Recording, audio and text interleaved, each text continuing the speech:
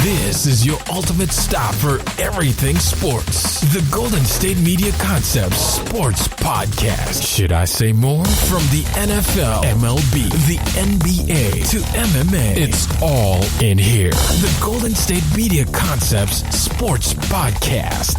Listen now.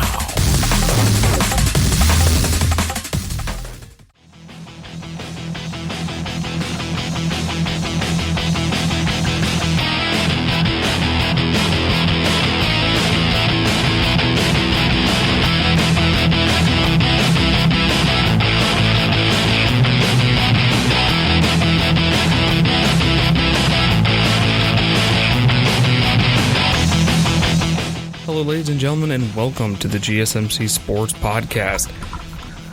I am your host, Josh Strickland. This great broadcast is brought to you by the GSMC Podcast Network, and today is going to be a very interesting episode as we will be doing a full dive on the college football national championship game that is happening tomorrow night at 8 o'clock Eastern Time, probably about 8:15 to be exact. So here's how I'm going to do it. I'm going to talk about LSU in this segment, and the next segment we're going to talk about Clemson, and then the third segment is going to be the prediction, the matchup segment, where I will talk about how both teams match up against each other and give my prediction about how the game's going to go. Then later, we're going to stick with football. Like I said on Thursday, it was pretty much a football-heavy week. So after that, we'll talk about Mike Leach, and then after that, I'll give some quick thoughts about the NFL playoffs as I'll give a full deep dive on that on Tuesday. However, the Saturday games did happen last night, so I'll talk about them real quick. So like I said, it's going to be a very football-heavy week episode because Tuesday is also going to be football-heavy as I recap the NFL playoffs and the college football national championship. So let's just jump right in. We're going to talk about the LSU Tigers. So if you don't know, they're 14-0, won the SEC, won the SEC West. Let's just go through their schedule real quick. They played Georgia Southern first, won 55-3, played number 9 Texas at the time, won 45-38 in the closest game with Joe Burrow getting 471 yards, Edwards-Helaire getting 87, and then Jefferson getting 163 receiving yards. Then they went to play Northwestern State, won 65-14, Vanderbilt 66-38, Utah State, they won 42-6, Florida, they won 42-28 against that pretty good Florida defense. Those DBs are no joke. Joe Burrow only had 293 yards in that game, which is his second lowest, but his lowest was against Georgia Southern, which I'm assuming he sat out for most of the game. Then you have Mississippi State, which is 36-13. You had a close game against Auburn. Auburn was the best at stopping this LSU offense, as it was a 23-20 game. Auburn with a fantastic defensive line, which probably helped out there. Then they played Alabama right after that, which, by the way, that sucks. You got to play Auburn and then right after that play Alabama. They beat Alabama 46-41.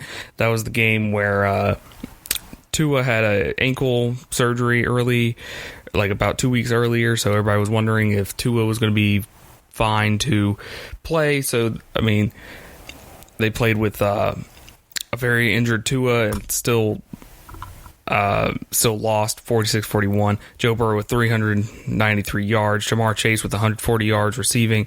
Edwards-Helaire with over 100 yards rushing in that one. Then you have the Ole Miss game, which was a difficult game for their defense. It was 58-37.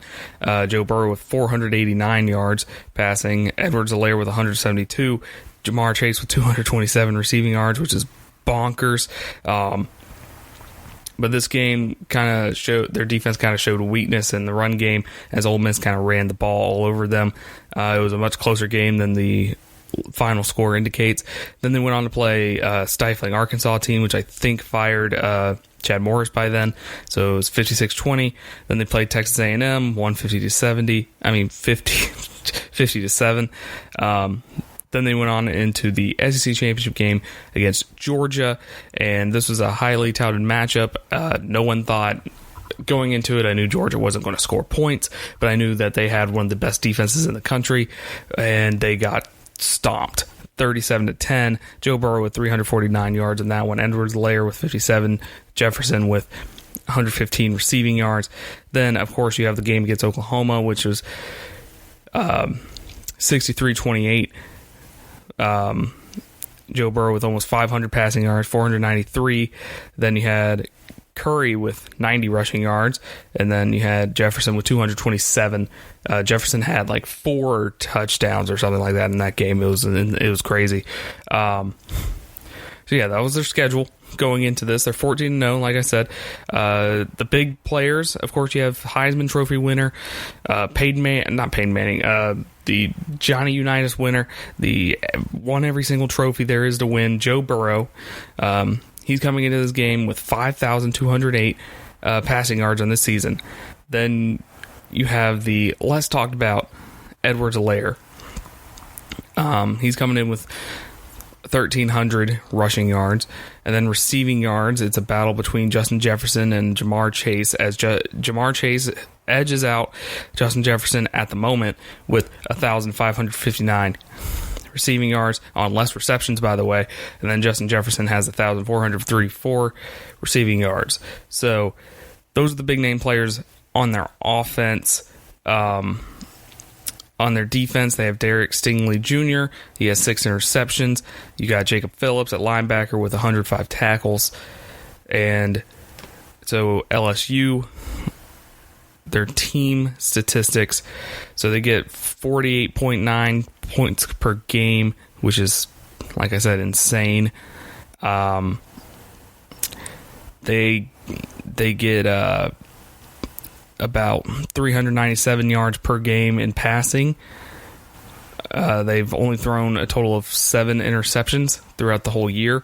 Rushing, they get 166 yards per game in rushing. They get over 500 yards per game. So, I mean, we all know this offense is the wave of the future, pretty much. This offense is insane. The Athletic has a great article that they asked other coaches about what they have to say about LSU, and I kind of skimmed through it real quick. Obviously, you have the obvious things like this QB is elite. He has elite skill. Joe Burrow makes the whole team go. Very confident. Reminds people of 2012 Manziel at A&M. Clarifies that Burrow is 1,000% better than Johnny Manziel, but he creates momentum with his confidence. He knows what he's doing, knows where he wants to go with the ball, and does everything really confidently. His ability to make plays with his feet when you do cover him or when things break down is the added element that is really challenging when you're trying to set up a plan to stop him. So, obviously, Joe Burrow, he makes fantastic plays with his arm.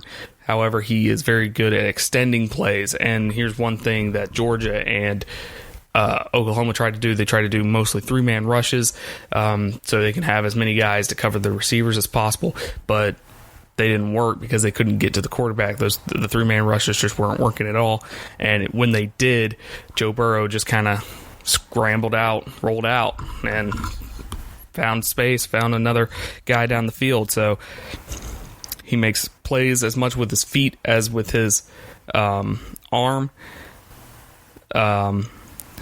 Most of these coaches say that the kids talk with supreme confidence.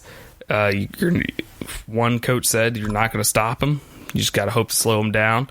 Got to hope for a few 3-and-outs. Got to hope for field goals, not touchdowns. Then you got Edwards-Helaire, who's he runs the inside zone. They'll line him up in the field or boundary, number one, and he can free release out the backfield. He's a versatile running back. Does a great job at what they need him to do. He'll run you over. He'll make the first guy miss a lot. And he runs corner routes for touchdowns. So, I mean, Edwards-Helaire's always there. Jamar Chase seems to make every competitive catch. See it on film. scheme allows for a lot of free releases, and the receiving core is amazing. It's a very deep group. They got a lot of great players in that receiving core. So yeah, their defense, what people had to say about their defense, they don't have anybody on their D-line that scares you, but they're still great at using their hands and having an assortment of pass rush moves. So Kaylavon Chasen, geez, that's a name, is one guy where you're most concerned with. Really twitchy and can bend. His second and third effort is so good. Gets blocked, but then puts his foot in the ground and retraces and makes a play that he has no business making. He leads the team with 13.5 tackles for loss and 6.5 sacks, by the way. He's a game changer type of guy. If you allow him to be, he's a real dude off the edge. He's the best edge guy. So, I mean, watch out for Laison. Is that how you say that name? I don't really know.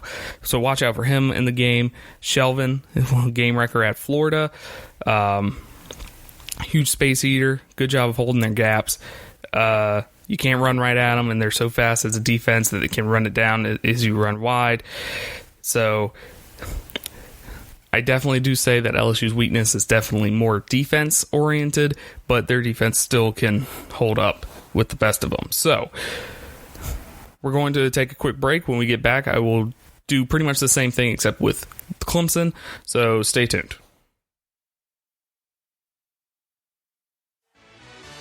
Are you looking for the very best NFL and college football podcast? Then check out the GSMC Football Podcast. Get the latest football news both on and off the field. From the NFL Draft to trades to the rumor mill to the NFL Combines, they got you covered. That's GSMCpodcast.com/football-podcast. Get updates on college rivalries, game day insights, and much, much more. It's football talk the way you want it. This show eats, sleeps, and breathes football. Don't forget to like them on Facebook and follow them on Twitter. Visit GSMCpodcast.com for more info.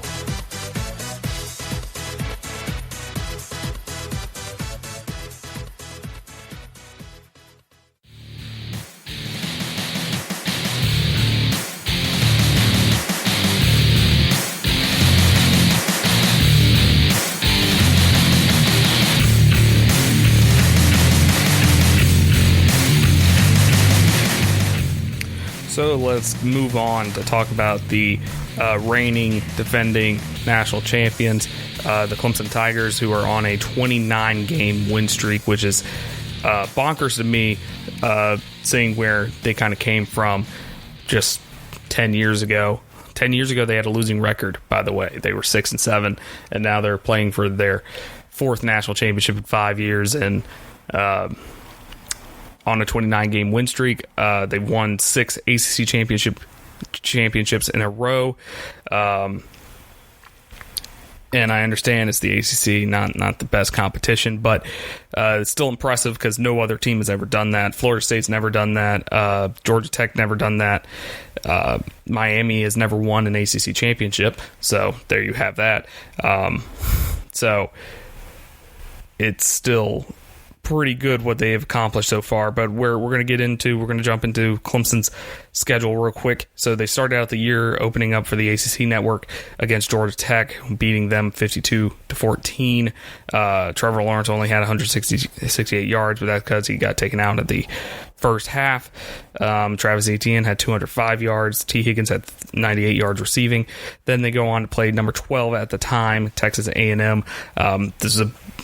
This is pretty much their only big game of the year.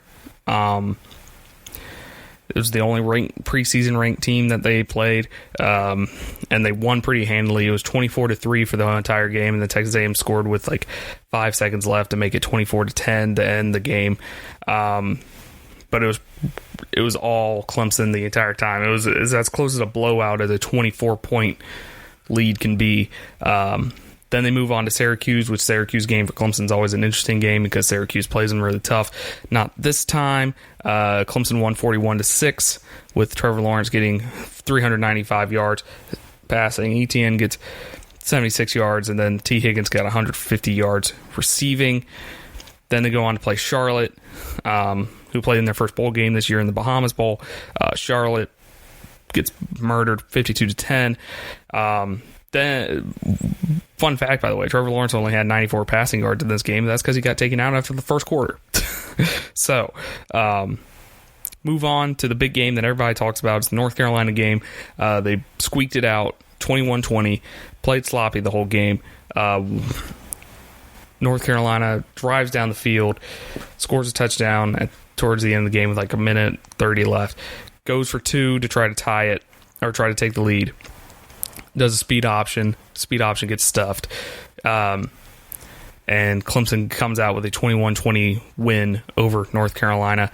And this is the game that everybody's kind of tacked on to, saying that Clemson's not good, because I mean, it's North Carolina. North Carolina went 7-5 or something like that. They won their bowl game, but Sam Howell's an amazing quarterback, and North Carolina played them tough the entire game. It was definitely not the best game that they could have played. Trevor Lawrence with 206 passing yards, ETN with only 67 rushing yards, and T. Higgins with 129 receiving yards.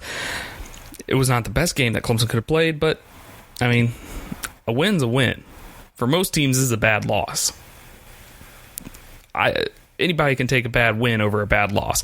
So anyways, they go on to Florida State with the struggling Willie Taggart, 145-14. Then you move on to Louisville, which the first half of the Louisville game was awful. Trevor Lawrence threw like 2 really bad interceptions. One where he throws it straight to the dude's face. And then they got 2 touchdowns at the end of the first half by kind of just like chucking it up, and T. Higgins or Justin Ross coming down with it. So, but they end up beating Louisville 45-10, and that one. Played Boston College 59-7, Wofford 59-14. And if you don't know what Wofford is, it's a small private school in Spartanburg, South Carolina. Just making sure people know what Wofford is, because my buddy goes to Wofford. Then they played NC State 55-10, Wake Forest, which that was kind of a hyped up game because Wake Forest was on a losing skid by the time that they did play, but 52-3 against Wake Forest. Then against their rival South Carolina, they win their 6th game in a row against South Carolina, 38-3. Which that was a game where Trevor Lawrence actually played into the fourth quarter, which was rare this year. Then they played the ACC Championship game against Virginia, 23 ranked at the time, won 62-17 behind 302 passing yards by Trevor Lawrence, 114 yards by ETN, and then 182 receiving yards by T. Higgins. Then you move on to the Fiesta Bowl, Ohio State, which was a fantastic game. It was back and forth. Well, not back and forth. It was all Ohio State, and then Clemson kind of came back. And that was 21-23. Trevor Lawrence with 259 passing yards. Lawrence also led in rushing with 107 yards. Travis Etienne led in receiving yards with 98 receiving yards. So that game was kind of topsy-turvy when it comes to the statistics, because you look down this list and pretty much pass is all, of course, Trevor Lawrence. Rushing is mostly all Dixon. I mean, not Dixon, ETN. Dixon leads one of the games. That's why I said that. And then receiving yards is usually Higgins or Ross. So the Fiesta Bowl was just kind of a hosh-posh of whatever. So there you have that. And Trevor Lawrence, he only has 3,431 yards, which kind of is not enough to get him in the Heisman discussion. But then you have Travis Etienne with 1,536 rushing yards. T. Higgins, the tandem of T. Higgins and Justin Ross. You have T. Higgins, who's got 1,115 receiving yards. Justin Ross with 789. And you're thinking that's a lot less than Jamar Chase and Justin Jefferson. But here's the thing. T. Higgins and Justin Ross have about 50 less receptions than both Jamar Chase and Justin Jefferson. It's about Justin Jefferson, definitely. Justin Jefferson had over 100 receptions on the year, where T. Higgins only has 56. Jamar Chase has about 70 or something like that. So he still has a decent bit more than both of them combined there. So there's that. And then, of course, defense, you have Isaiah Simmons, who some people are considering the best player in the country, best defensive player in the country, with 97 tackles on linebacker. And boy, this guy can play anywhere you put him. He could play defensive end, he could play linebacker, he could play safety, he could play corner, he plays everywhere. And then interceptions, you have Tanner Muse with 4. So Clemson, they're the number 1 scoring defense, and if you're like me and you were confused by that terminology, it means teams don't score against Clemson. So Clemson's defense averages about 10.5 points per game, which is great. So Clemson's defense is up there. Then yards allowed, Clemson's defense is number 1 in yards allowed in the country with 244.7 yards, and they're going to have their hands full as they play the number 1 offensive team in yards, with LSU getting 564 yards per game. So this Clemson defense is pretty good. So in the Ohio State game, they kind of had a bend don't break as they kind of got throttled. They got throttled whenever Ohio State was going down the field, but as soon as they hit the red zone, Ohio State couldn't do anything. And I know there's a lot of controversial things going on, like the non-catch in the end zone, the non-diving catch in the end zone by J.K. Dobbins, and then you have just a bunch of other things that I can't think of at the top of my head right now. But Clemson had the bend don't break mentality against Ohio State, and Ohio State, it ended up biting Ohio State in the ass when Ohio State only scored 16 points when they should have had like 28 going into halftime. And instead of a 16-14 halftime score, it would have been 28-0 probably, or even worse than that. But the defense held Ohio State in the red zone like that. So Clemson points per game, their offense gets 45.3 yards per game. Passing yards per game is 292, and rushing yards per game is about 246. So they get about 538 yards per game there. Both teams have a 0 turnover ratio, which is really impressive. It's really impressive. So, I mean, I'll, of course, talk more about what are the keys of the game for each team when I come back from the break. I spent way too much time talking about the schedule, so sorry I didn't get to the athletic article, but I'll mention it in the next segment. So, next segment is my official prediction segment, so stay tuned if you want to hear what I have to say about this game for some reason. So stay tuned.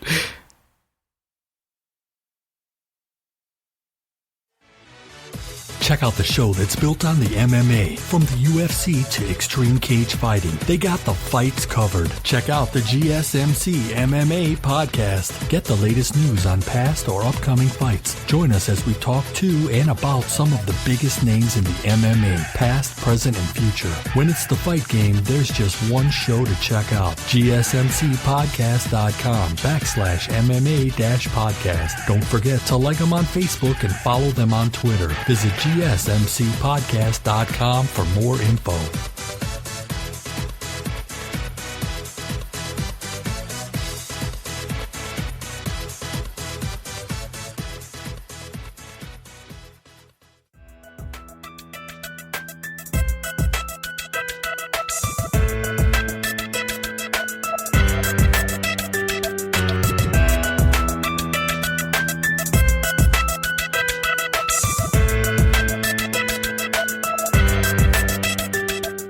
Man, let's do this. I just want to play this game. This is a very hyped matchup between two pretty good offenses and two. LSU's defense is okay, but I mean you have Clemson's great defense there, and you have Ed Orgeron, you got Dabo Sweeney. I mean these two. They had media day yesterday, and these two were their best versions of themselves. I feel like. It's in New Orleans, party capital of the world, an hour away from Baton Rouge.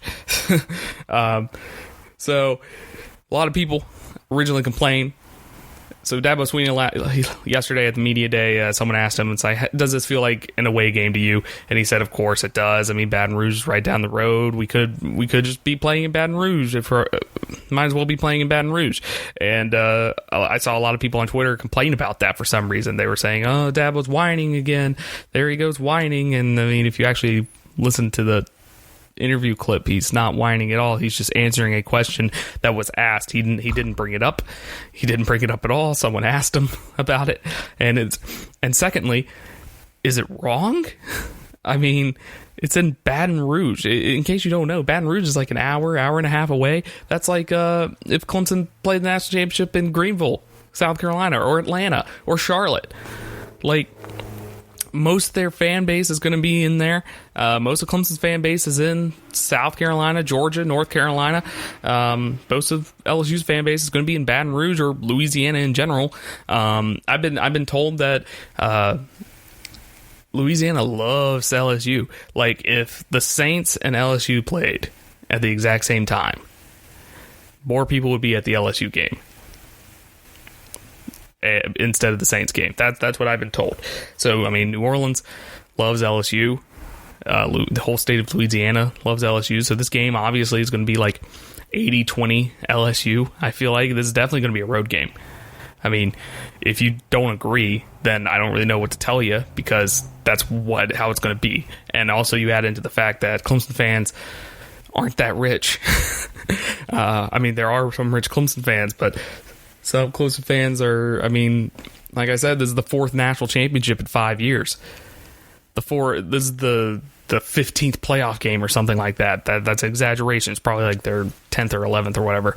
10th playoff game. And Clemson has not played in Atlanta at all during any of those playoff games. So you have people flying out to Arizona every year, California, Louisiana, Miami. Like, these places are not that close to Clemson, South Carolina. And for people who don't know where Clemson, South Carolina is, by the way, it's in the upper left corner of the state of South Carolina, around that area. And so this fan base has been traveling around a lot. So, I mean, it's not the fan base's fault. It's just that fatigue kind of sets in, and I've noticed the Clemson fatigue setting in on Twitter, on Reddit, on anywhere I look. The Clemson fatigue has officially set in. People are complaining about whatever Dabo says. People are complaining about whatever Clemson does.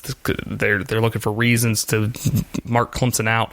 And I'm not going to blame ESPN or anything like that. I mean, I agree that Ohio State and LSU were better than Clemson throughout the whole year, and Clemson deserved to be number 3. My big issue was when you had Alabama, who had a comparable schedule. They just played in the SEC. You had Alabama in front of Clemson for a while, for the longest time. Anyways, I'm done with that rant. So let's talk about this game. Obviously, the big matchup is Joe Burrow versus the Clemson defense. So Clemson defense, they're going to have to get pressure on Joe Burrow to have any effect on this game. That's the fact. Clemson loves their blitz packages. Brent Venables blitz random people all the time, and it's really going to depend if they can actually get to Joe Burrow. So Joe Burrow, he's a big time run. He can run. I mean, he's an athletic kid. He can stretch plays out. He can roll out the pocket if there's too much going on, or he can scramble and get yards on his own. He has a 100-yard game earlier in the year. They don't have designed runs for him most of the time, but I mean, he can run. So Clemson's been running with a 3-man front for most of the year because of personnel reasons. Their defensive line is deplenished because they had 4 NFL draft picks just leave the team last year. It's hard to reload on that, but Clemson's done a really good job. And you could say that their competition that they played is a reason that their defense is doing so well. But I mean, they played pretty well against Ohio State, who had one of the best quarterbacks in the country, Justin Fields, playing against them, and they forced him to throw an interception to win the game. So Clemson's going to try to confuse them. Clemson's defense is going to try to confuse them with blitzes, with different packages, different coverages, and stuff like that. So it's really going to be up to Joe Burrow to not get shooketh by that, because I think Joe Burrow can do it. He's a confident quarterback. This is like his 4th or 5th year in college. So I feel like he's the most NFL ready quarterback that's going into the draft. I think he can recognize those coverages, recognize the blitzes, and not be shooketh by it. And but if something does come out of nowhere and he recognizes it like mid-play, he can scramble out, create some more time. So the issue with the 3-man rush is that Georgia and Oklahoma both tried to do the 3-man rush against LSU, and they could not budge that offensive line at all. The offensive line, they won the Joe Moore Award for best offensive line in the country. So it's going to be a difficult job for that Clemson defensive line to break anything. That's why blitzes are probably going to be more prevalent, to try to confuse them more than anything. It's going to be interesting how they use Isaiah Simmons, because you're going to have to stop a layer, and then you have Jamar Chase, and you have Justin Jefferson. There's just so many factors going on here. So Clemson's actually using 5-star early enrollee quarterback DJ Uiagalelei. I think I said that correct on the first time, which is crazy. So they're having him play Joe Burrow on the scout team because he can practice with the team. Like all these early enrollees can play with the team. So Clemson has this 5-star number 1 quarterback in the country recruit playing as Joe Burrow, and now he's a freshman. He's not going to be able to reproduce what Joe Burrow can do, because that's just not. It's possible, but not likely. So Venables and the Clemson defense, they got a good base there. So then you have Clemson red zone defense. Red zone defense was a big deal again in the Ohio State game. Like I said in the last segment, if they didn't stop them in the red zone, Ohio State was going to win that game big time. It should have been 28-0 at one point. Ohio State should have scored more touchdowns. They only scored 1 touchdown the whole game, which is bonkers to me. Ohio State should have scored at least 5 in the first half, because they were, that was Clemson's worst half, and that's another thing I need to get into. Clemson, they cannot have a slow start. This is not a team you have a slow start against. Clemson's known, if you watch Clemson at all during the whole year, they are known for these slow starts where they know they're better than the other team, so they just kind of do a bunch of things to try to get it on film. And this is one thing that Clemson does all the time. They did it last year. It was famously done last year where Nick Saban was like, they did this. Famously, they did last year, and they do it every year pretty much. So during the Notre Dame, when they were setting up for the Notre Dame game, they pretty much game planned the Notre Dame game just to trick Alabama, because they knew they were better than Notre Dame and they needed to focus on Alabama. So what they did was they just they brought out looks and stuff like that just to trick Alabama. They did tendencies. in the game against Notre Dame just to trick Alabama. And you can tell because in the first half, it was still fairly close game. And then the second half, Clemson just kind of blew them out. So that's an interesting one. Then, of course, you have Trevor Lawrence. You got Travis Etienne. You got T. Higgins. How is LSU's defense going to do against them? But I'm running low on time on this segment, so I can't really go right into that. But, LSU's defense is going to have to stop Trevor Lawrence, to stop him on the run, which I never thought I would say that, because when you look at Trevor Lawrence, you don't think, hey, this guy can run. But no, he that 67-yard touchdown run against Ohio State kind of opened people's eyes. So LSU, they said they have their backup wide receiver playing scout team quarterback because they respect Trevor Lawrence's legs that much. And Clemson did a lot of QB runs in the Fiesta Bowl. A lot of QB power, QB draw, stuff like that. They ran with Trevor Lawrence a lot. And they've kind of done that the entire year. And I'm not really sure if that's just Clemson's offense, because they've done that since Taj Boyd was there. I'm not sure if that's just Clemson's offense, or they're going to game plan around that. The game-winning touchdown pass for Clemson was the game plan. It was a fake QB power. It was a play-action QB power. Trevor Lawrence took like a couple steps up, and then he just threw it to Travis Etienne because the whole Ohio State defense was banking on him running.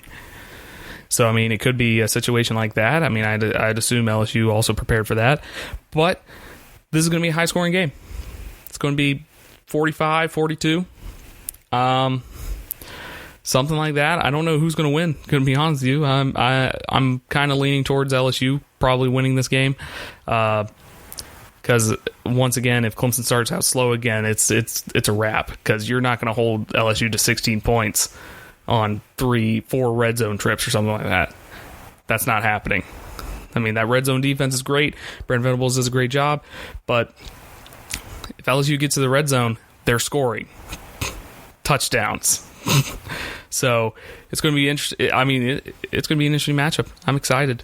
It's going to be a really good game. I'm terrified. Sorry, Clemson alum. Sorry. I'm terrified. But next segment, we'll be talking about the Pirate moving on to Starksville. Mike Leach going to Mississippi State. We'll be talking more about that in the next segment when we get back. Are you looking for help for your fantasy football team? Check out the GSMC Fantasy Football Podcast. Get today's best advice on who to start, who to sit, even who you should draft. From sleeper picks to red-hot lineups, they got it all covered for you. That's gsmcpodcast.com/fantasy-football-podcast. We'll cover traditional leagues, dynasty, PPR, even IDP leagues. When you need fantasy help, there's just one show to hit up. Don't forget to like them on Facebook and follow them on Twitter. Visit gsmcpodcast.com for more info.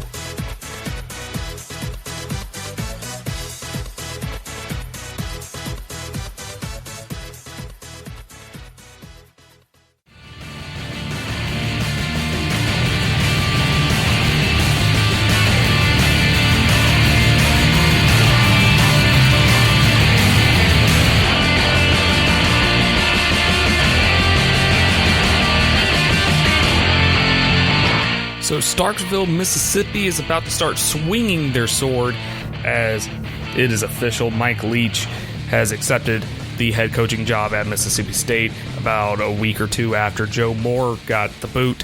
And that was an interesting one. That was an interesting fire because after the Egg Bowl, everybody thought Joe Moore was going to stay. He won 14 games in 2 seasons, which back in the day, Mississippi State, that would have been a fantastic thing. 2-0 against Ole Miss in the Egg Bowl, and then also 14 wins, which is 2-7 win seasons.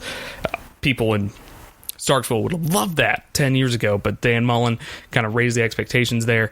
So, and also there have been rumors that Joe Moore is a damn Yankee, and he wasn't a good fit for good old Mississippi State down in Mississippi, which is one of the more southern states.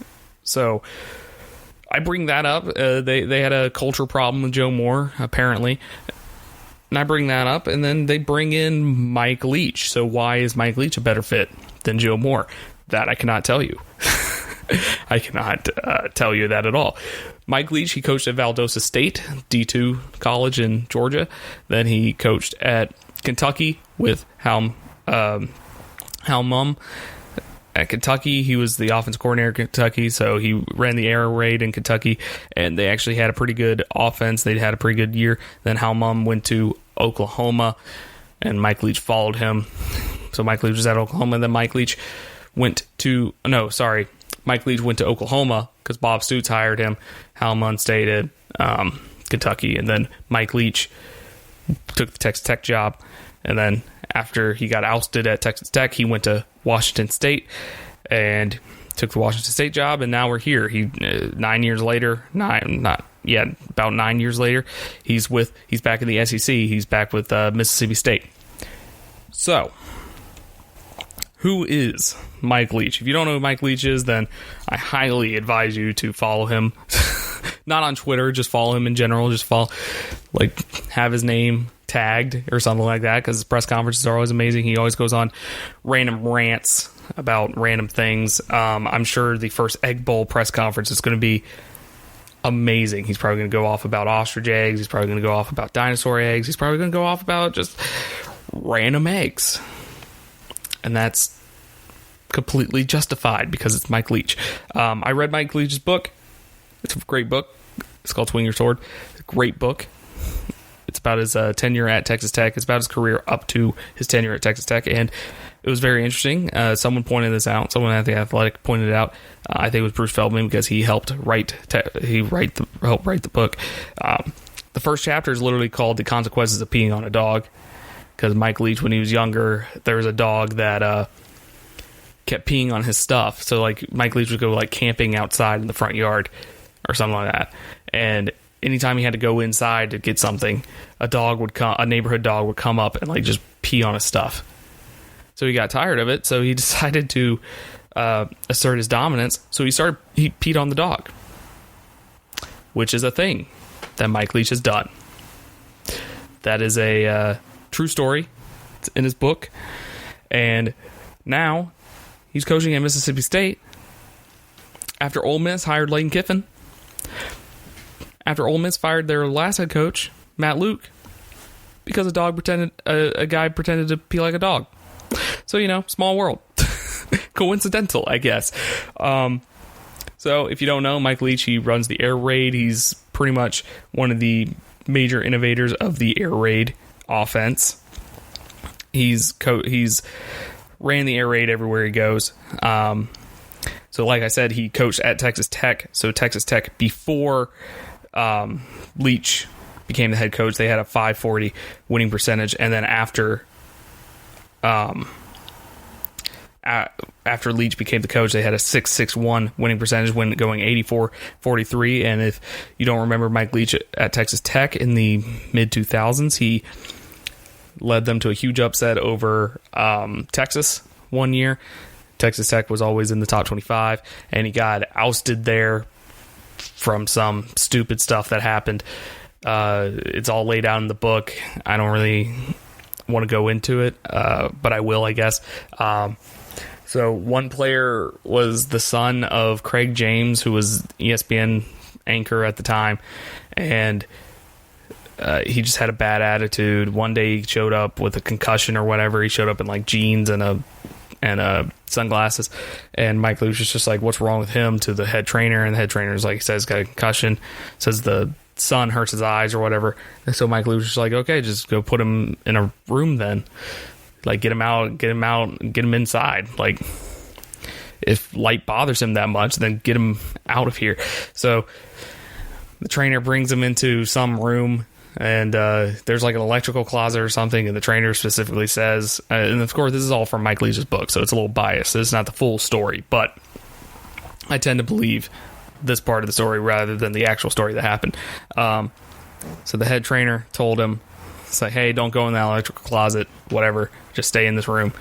The kid goes to the electrical closet, takes a picture of himself in the electrical closet, sends it to his dad because they thought it was funny or whatever. Then his dad raised all hell at Texas Tech, and that led to Mike Leach's firing.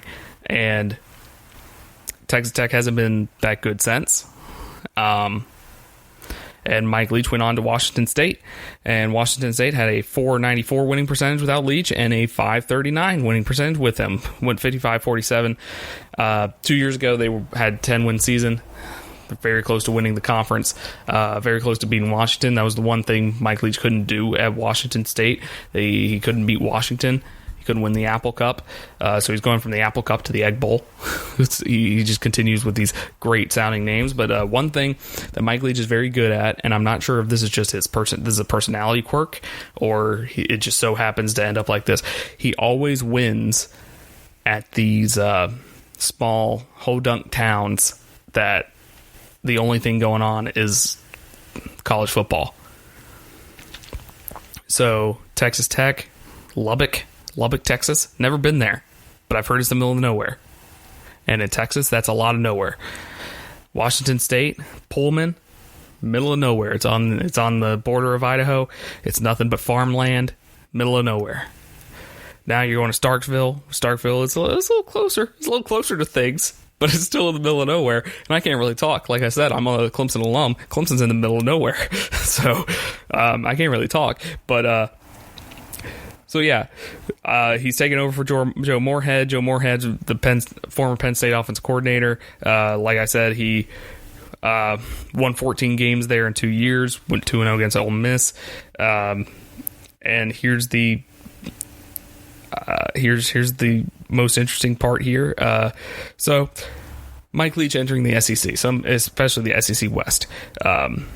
So here are the budgets for each team in the SEC West. So Texas A&M, they got $82 million for their football budget. Alabama's got $62 million, which I thought would be more. Arkansas's got $44 million, which is a lot, I feel like, for Arkansas. Auburn's got $43 million. LSU is very low with $31 million. Ole Miss has got $30 million. Then Mississippi State's below that with $23 million. Now, to be fair, Leach is coming from Washington State. Washington State had about $20 million last year. So Mississippi State is fairly close to LSU, who's playing for a national championship, as we discussed earlier. And he's also very good at doing a lot with nothing. As Washington State, like I just said, it had $3 million less in budget. So now Leach has access to these different talents. He has access to the SEC recruiting pool, which his recruiting at Washington State wasn't the best, but I always felt like Leach wasn't really that much of a recruiter. Is more of a, hey, if you're a receiver or a quarterback, hey, if you play for me, you'll probably at least get looked at in the NFL, because we're going to pass the ball a lot, and that's what we're going to do. That's all we're going to do. We're going to pass the ball.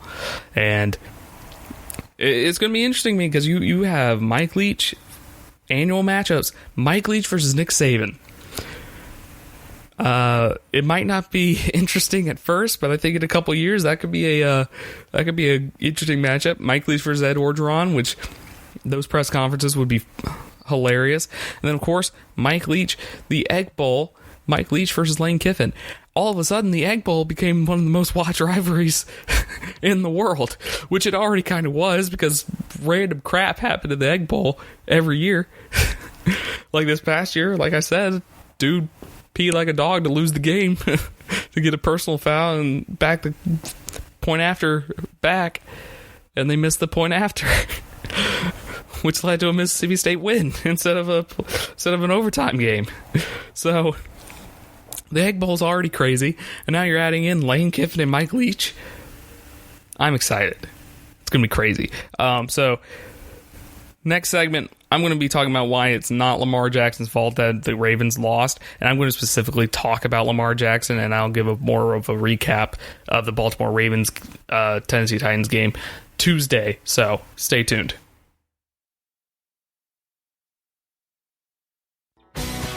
Are you looking to get your college football fix? Looking to get the latest news on your favorite school's team? The GSMC College Football Podcast is your ticket to all things college football. Join us as we talk college football, from the national championship, the college rivalries, the bowl game, to the Heisman Trophy. To which conference is the best? We've got you covered for the Big Ten, SEC, Big 12, the Pac-12, ACC, and everything in between. Download the GSMC College Football Podcast on iTunes, Stitcher, SoundCloud, Google Play, or anywhere you find podcasts. Just type GSMC in the search bar.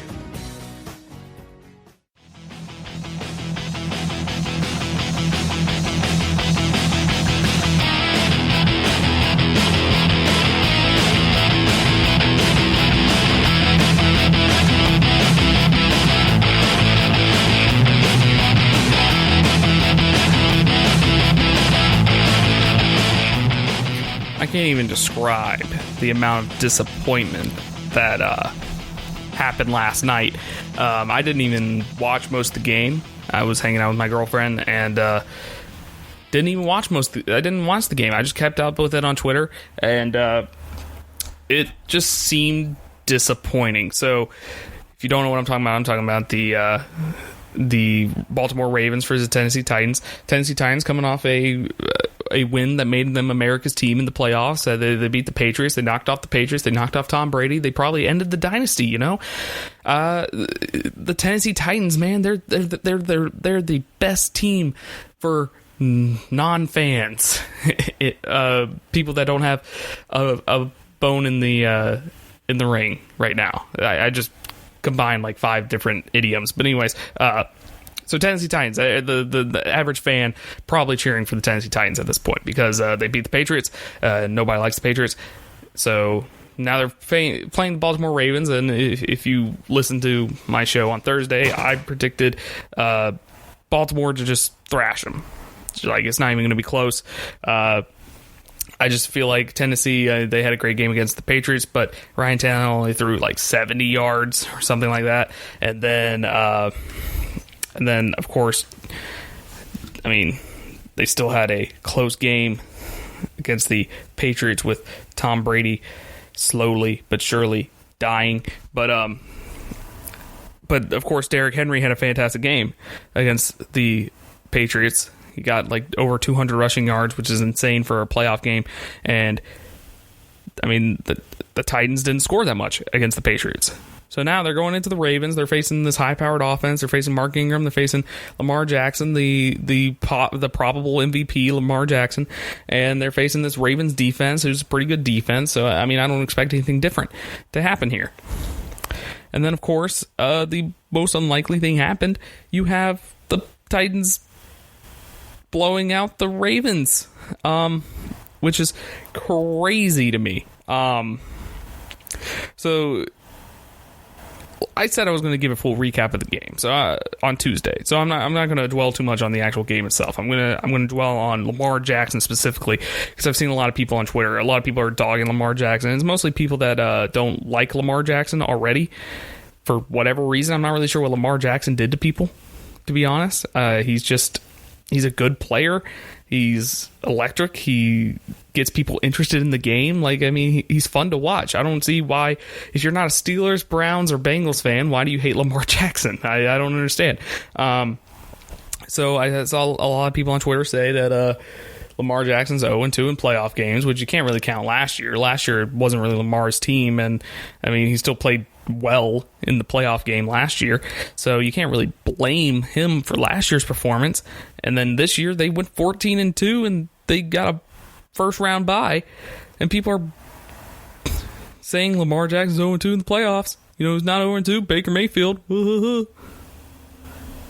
You're telling me you would rather have Baker Mayfield than Lamar Jackson at this point in time?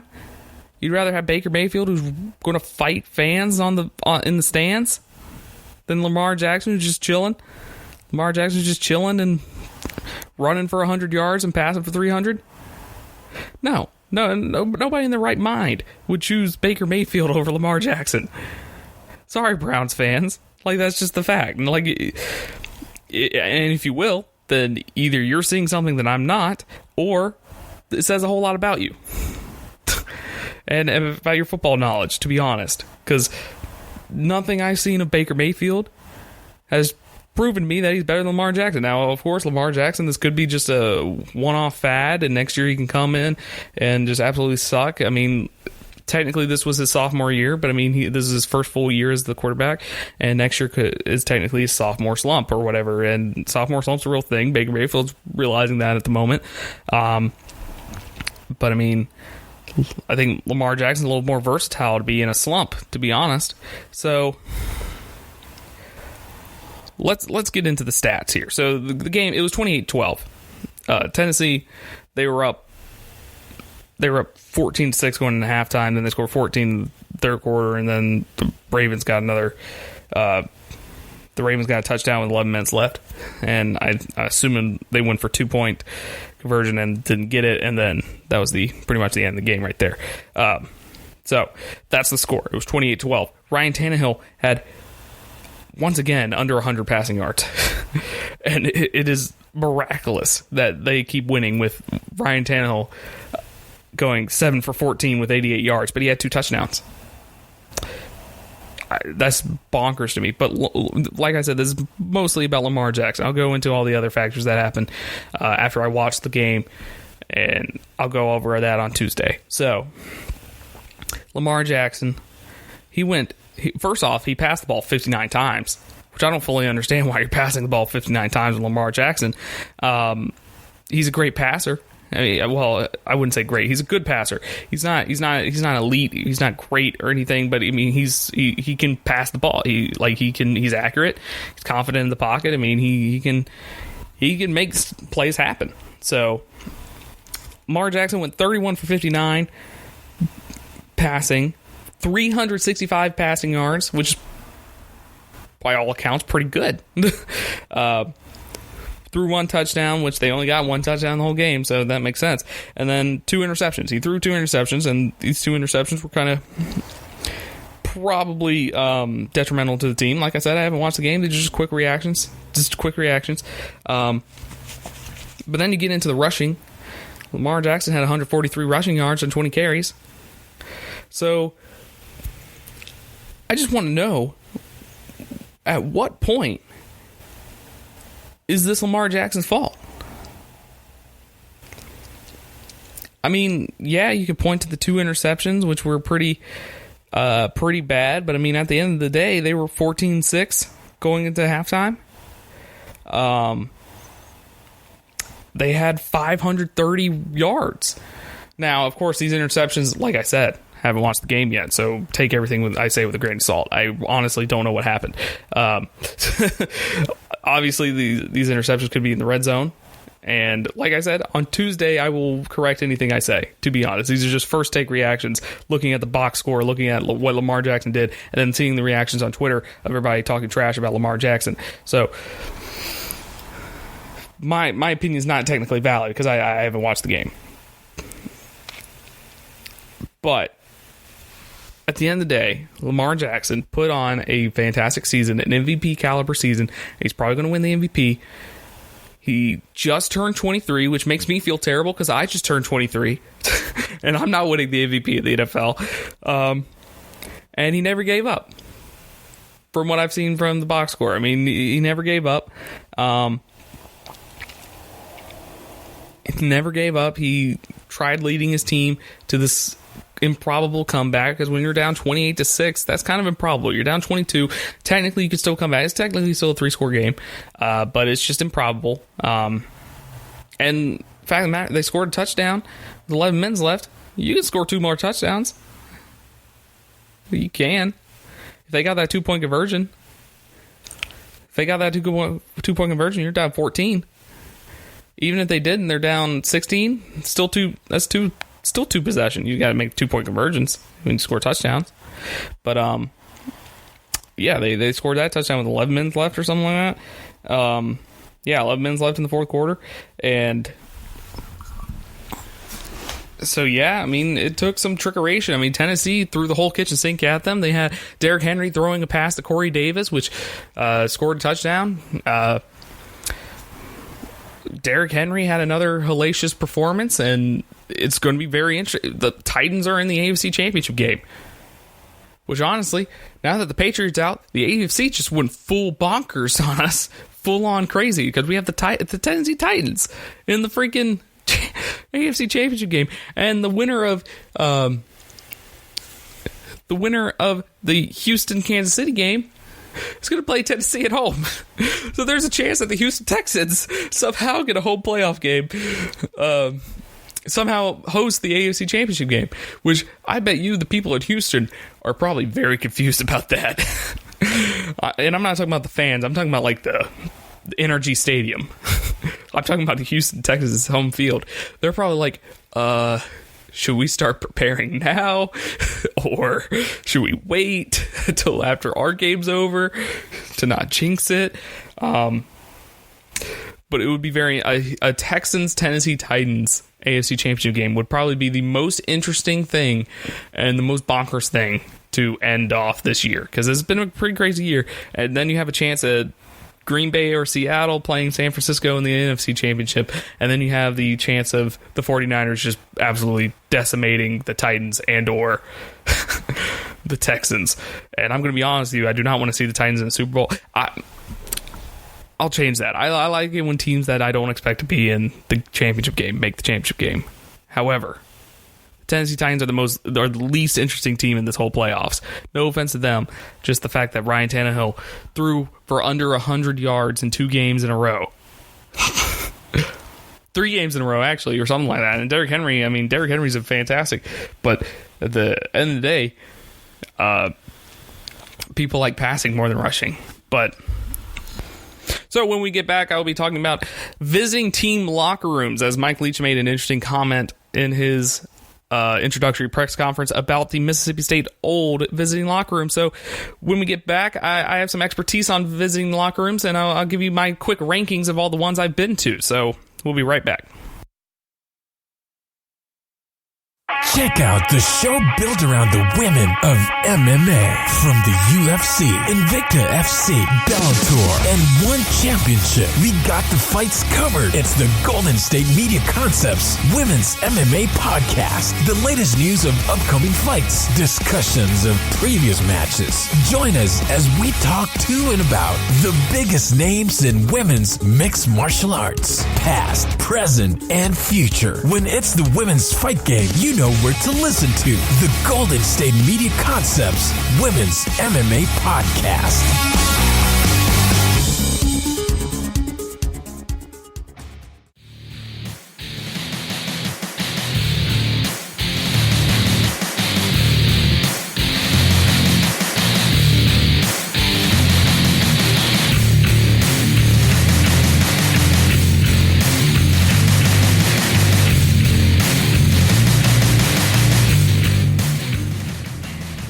So Mike Leach had his introductory press conference at Mississippi State, and in his press conference, he mentioned that Mississippi State, when he coached for Kentucky, he mentioned that Mississippi State used to have a work of art as a visiting team locker room. He said it was just maliciously built to make visiting teams just hate the experience completely. He said there were like 39 nails on the concrete wall.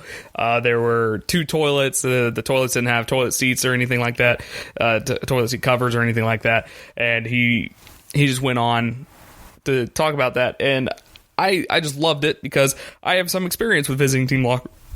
Oh man, I had some experience with visiting team locker rooms, and you might be wondering, "Wow, Josh, did you play college football? Did you ball out? Like we know you mentioned you went to Clemson. Did you play for Clemson? Were you like a walk-on or any of this stuff?" And I'm sitting here and I was like, "No, I was worse than a walk-on. I was a student equipment manager." And shout out to all the equipment managers out there. It is a tough job to have. So I was an equipment manager for Clemson for 3 years, for 2016, 2017, 2018. So I have 2 national championship rings, which is not a brag or anything. It's just fact. So I was there for 2016 and 2018, the national championships, and I've been in a lot of visiting team locker rooms. So I traveled. So the way it worked was if you're a freshman, a first year manager, you don't travel to away games unless we need someone to. So I didn't travel to any away games my freshman year, but then my sophomore and my junior year, I traveled. And some of the places I've been to, Virginia Tech, Texas A&M, Syracuse, NC State, Wake Forest, Florida State, South Carolina, and I can't really think of Boston College. I've been to Boston College. So I have some experience with visiting team locker rooms. So I'm going to quick rundown of every team's locker room I've ever been to, and I'll give you whatever my best ones are. So easily my least favorite one was Wake Forest. And I just want to say, this is not me talking crap about any teams. Like, I'm not talking about that. I'm talking specifically the visiting team locker room. So the Wake Forest locker room is just kind of this big like bubble. It's like a room. So it's a big room, but it's kind of oval shape, but it's oval shape with corners. It's a weird look. So you have it's very tight space. You have the bathroom like directly in the back. It's a very tight space, and so we gotta struggle to get like all 70 or something players that we brought to fit in this small locker room. And this locker room, I think the worst part about the locker room was the floor. The floor was just a nice striped pattern, and it was just yellow and black, and it hurt my eyes a little bit, honestly. So it's between Wake Forest and Louisville. I don't really remember Louisville's locker room that well. I just remember there was no Wi-Fi. There was no signal or anything, so we had to go out onto the field to like do anything on our phones, and we get there like 4 hours before the team does or something like that. So I mean, we set up the locker room the day before. So here's a quick rundown of what we do. So you get there the day before, you bus there Friday, and then once we get there, we set up everything.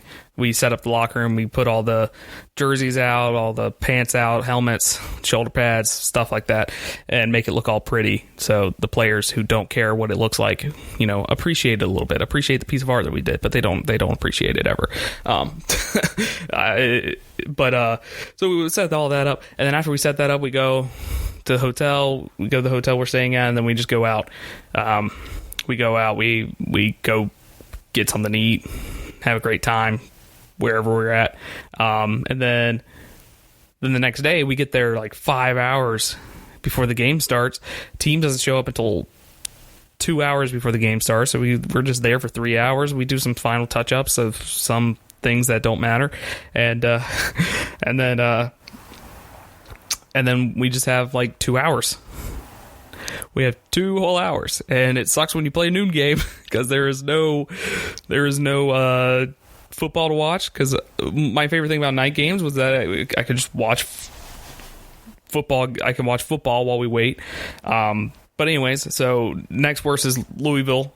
I don't fully remember. I remember it being small, and I remember it being not fun. So if it's a small locker room, it's not fun.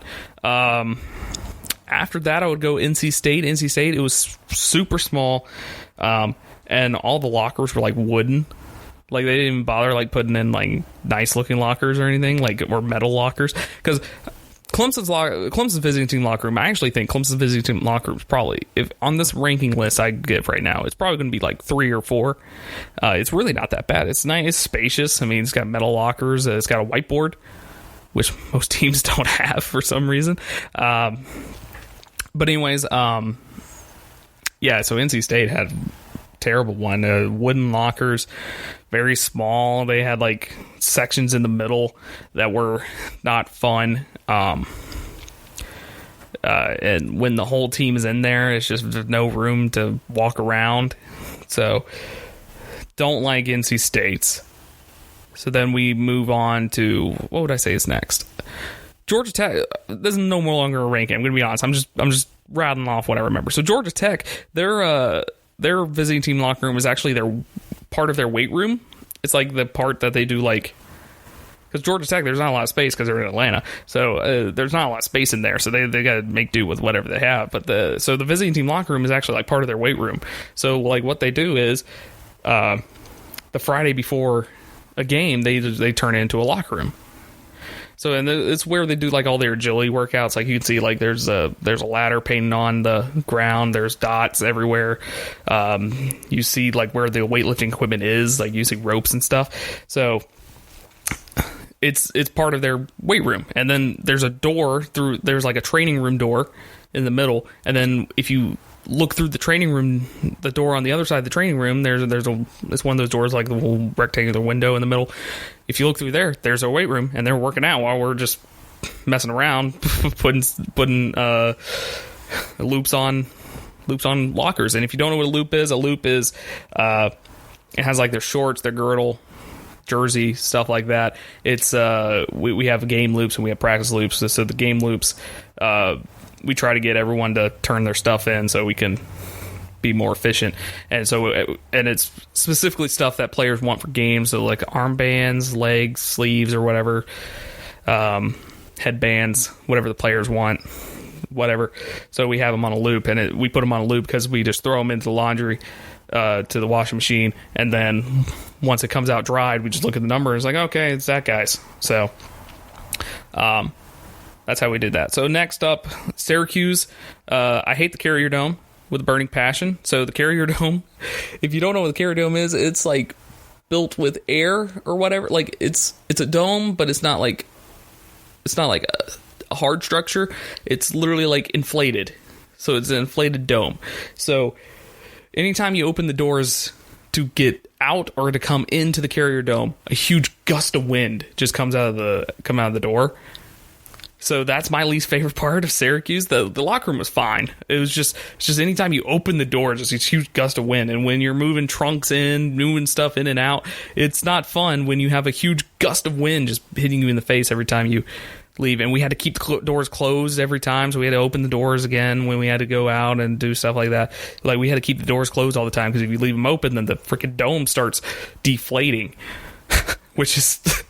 Why? Like, just build a better build a structure that people have done this before. Why does it have to be inflated? I don't understand.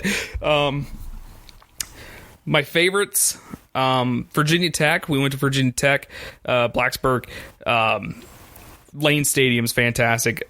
Great atmosphere. It was a night game. I got to see Enter Sandman at night, which, I mean, to be honest, kind of disappointing to me, but it was fun. Anyways, so I think it was overhyped. That's what the issue was. It was still fun, but I think it was overhyped. So I was kind of disappointed in what I saw. So Virginia Tech had a really nice one. It was long. It was huge. It was basically two separate locker rooms put together. It's kind of what NFL teams do. NFL teams, they usually have like one auxiliary locker room. Like, they have the home locker room, which obviously nobody can get into. Then you have the away locker room, and then you have like an auxiliary locker room for like cheerleaders most of the time. That's where we were when we played for ACC championship games in Charlotte for the Panthers. They usually put us in the cheerleading locker room, which is spacious, by the way, so I'm not complaining. But Virginia Tech was really nice. Florida State had an okay one. Texas A&M, though. Texas A&M had a really nice one. But that's all my time. I can delve into this more if people are interested. I have nothing bad to say. I had a great time, but that's it for the show. Thank you for listening, and like I said, you can follow GSMC on any social media channel. You can follow me, Strickland_Josh, on Twitter. Hell, you can even follow me on Instagram if you really want to see random pictures of me with my girlfriend. You can like us, rate us, give us a review, please, on iTunes, Spotify, YouTube. Comment, tell us how you think. Tell me how I'm doing. Come on, I need to know. I need to know how I'm doing. So thank you for watching, everybody. I'll see you on the Tuesday show, where once again it's going to be another football heavy show. We'll be recapping the national championship game. We'll be recapping the playoff games, all 4 of them, and then I'll try to sneak basketball in there. But I mean, it's just been a football heavy week. I'll sneak basketball in there any way I can. We can talk about something. So thank you for listening, everybody, and I hope you have a great rest of your Sunday.